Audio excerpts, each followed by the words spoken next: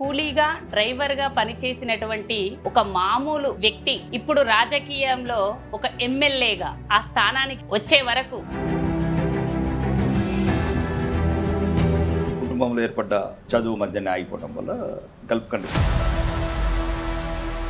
చాలాసార్లు పోటీ చేసి ఓడిపోయిన ఎమ్మెల్యేలు ఉన్నారు. వచ్చిన సంవత్సరమే భారీ మెజార్టీతో గెలిచారు. అంటే అధిష్టానం నుండి మీకు సపోర్ట్ దొరికిందా లేదా మీరు వ్యక్తిగతంగానే?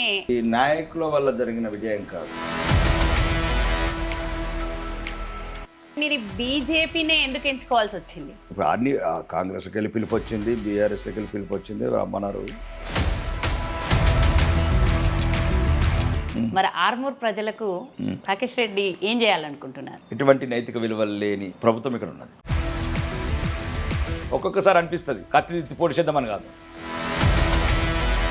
అట్లుంటేనే బాగుంటేనేమో ఇట్లాంటి వాళ్ళని ఏదో ఒకటి అవుతుంది, ఏమన్నా వస్తుంది వాళ్ళని చంపుతుంది.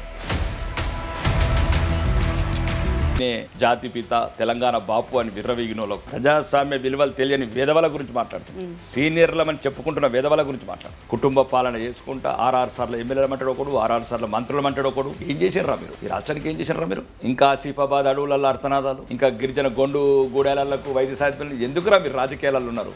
అర్హత లేని వ్యక్తులు ఎందుకురా మీ కుటుంబాలు ఆస్తి పెంచుకుంటాను? మీకే 42% రిజర్వేషన్ ఓకే చేస్తున్నాము అని చెప్పేసి ఇక్కడ మీరు సపోర్ట్ కూడా చేశారు సభలో. మరి దీన్ని అధిష్టానం ఓకే చెప్తుందా? మరి అప్పుడు మీరు అధిష్టానం వైపు మాట్లాడతారా లేదా ఇక్కడున్న బీసీల వైపు మాట్లాడతారా? బీసీలల్లా ఒక బీసీని ముఖ్యమంత్రి చేస్తామని బీసీ బిడ్డలు ఓడతారా? మరి బీసీలు మరి మీరు ఎట్లా ఉన్నామంటున్నారు కదా, మరి మీ వాళ్ళకి మీరు ఎందుకు ఓటేయాలి? మీ బిడ్డని ముఖ్యమంత్రి చేస్తానుకున్న ఓటేయని మీరు రెడ్డిలను ముఖ్యమంత్రిని చెప్తున్న కాంగ్రెస్కి ఎందుకు వేసాం? ఇప్పుడు కదా హెచ్వి భూములు అమ్మినట్టు అవి అమ్మకపోతే బతుకమన్నట్టు నిన్న లాఠీ చార్జ్ చేసింది ఏది?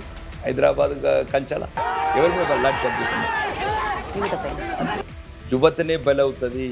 సరైన నాయకుని ఎన్నుకోకపోతే